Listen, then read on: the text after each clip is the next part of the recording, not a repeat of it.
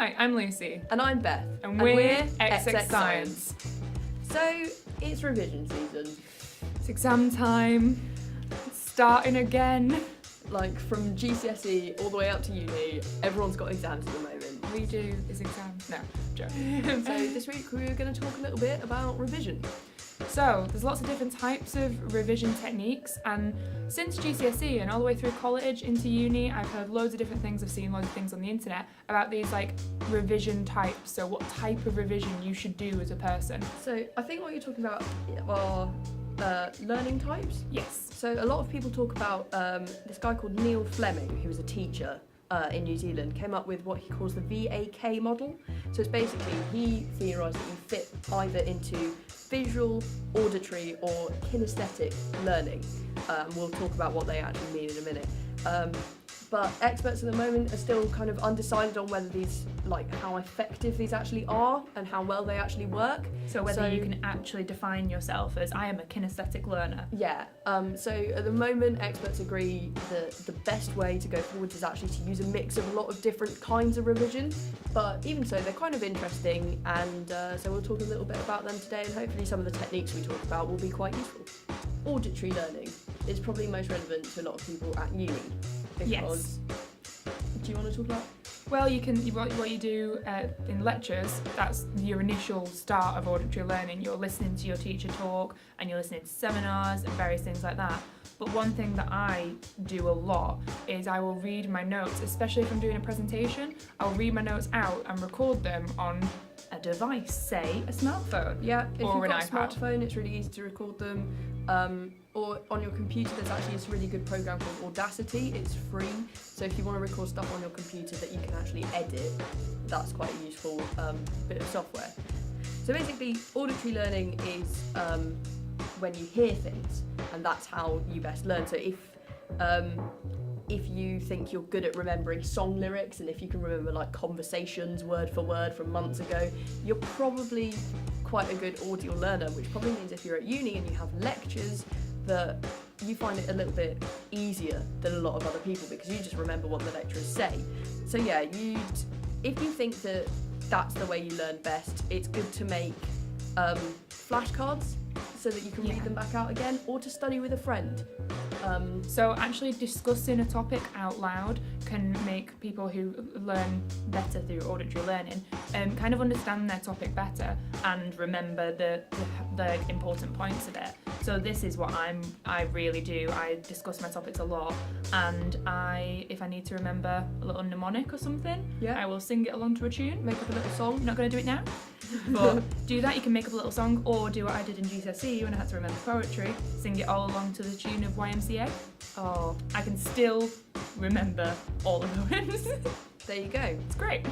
But with the working in a group kind of thing, sometimes that's really effective to do even if you're not an auditory learner, because then it can help you get less stressed, and if you get stuck on something, you can ask someone else. And learning by teaching is also just a really good general method of trying to remember something, because you might have to explain it in a different way to let somebody else remember it.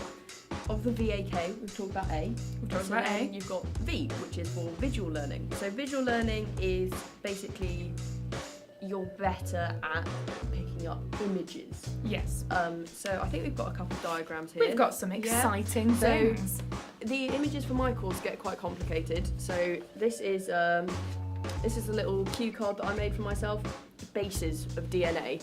So I've got this little card on the front, and then on the back I've drawn out all of my DNA bases. Look at the fun. Yeah, so if you're a visual learner, drawing out your own diagrams is probably quite a useful way of learning. I think then Lucy's got a very similar one for me. So this is what I do. I write all my notes out and draw little diagrams. And so here, if I come forward, we've got a little diagram about how birds start singing in the morning. So how sunlight causes a feedback loop which makes birds sing. So that kind of stuff is what visual learning is all about. But there's also lots of different ways you can do diagrams like this. So here we've got a few examples. This also might link in quite nicely to kinesthetic learning. So kinesthetic learning, before we show you these examples, kinesthetic learning excited by the examples.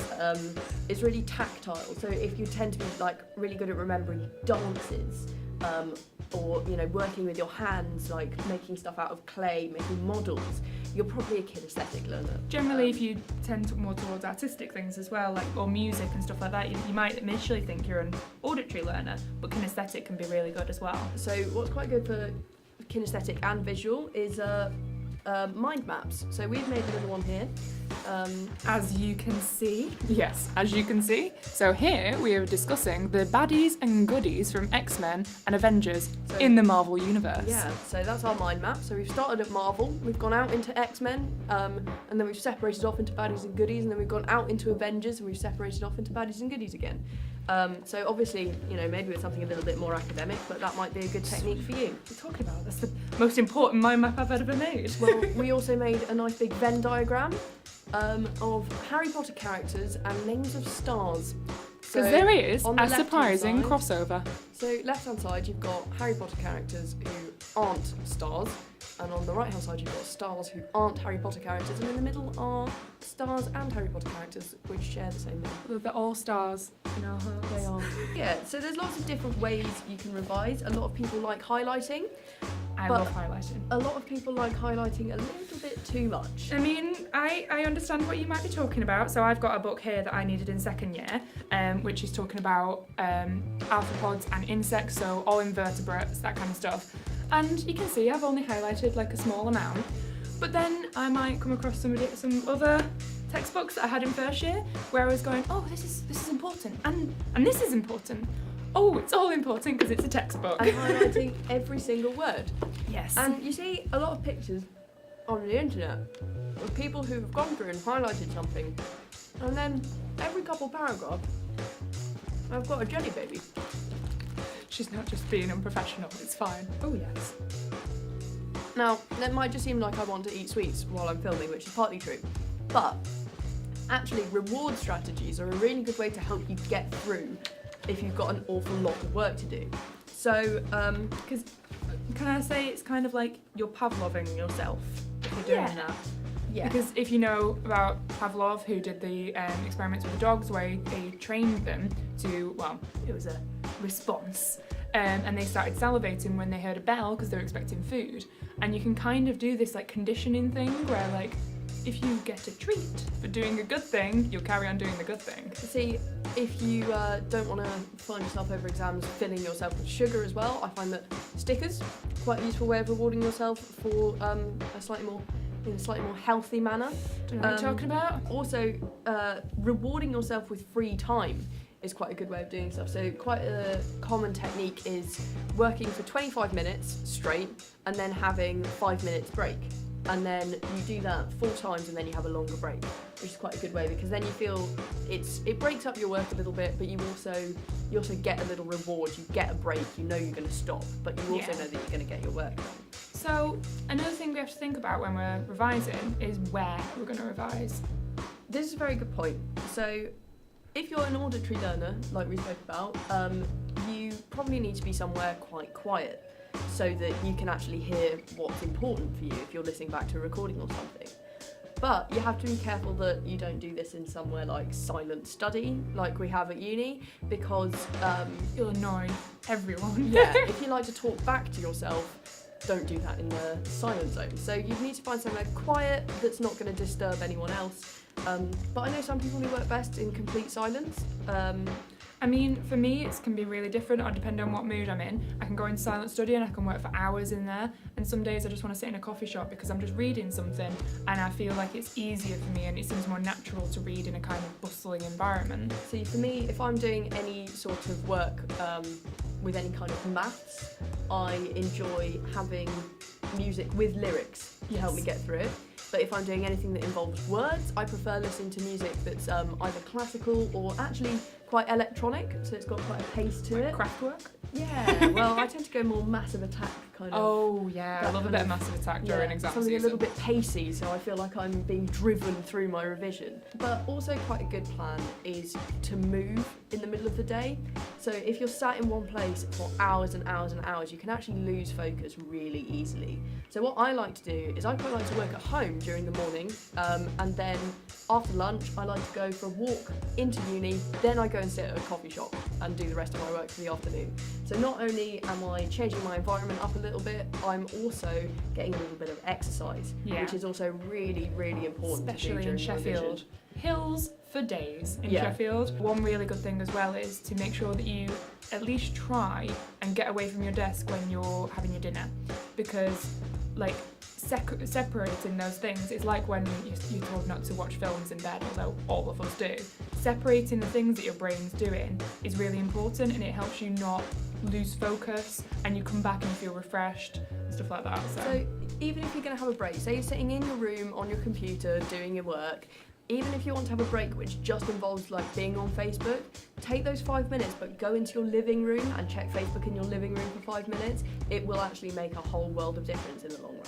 You can find a lot of more detail about this online, so Lucy has given me a nice link. What was the link that you... Oh yeah, so I found a life hack. That's all we need these days. We just need life hacks all day, every day. So yeah, it was on the website for life hack, and it was things that good students do that you might not expect. And I was reading through it and I was like, yeah, I get it. It's kind of challenging the good student, they get up at 7 a.m. and they spend all day in the library. No, they don't, because that would drive you mad.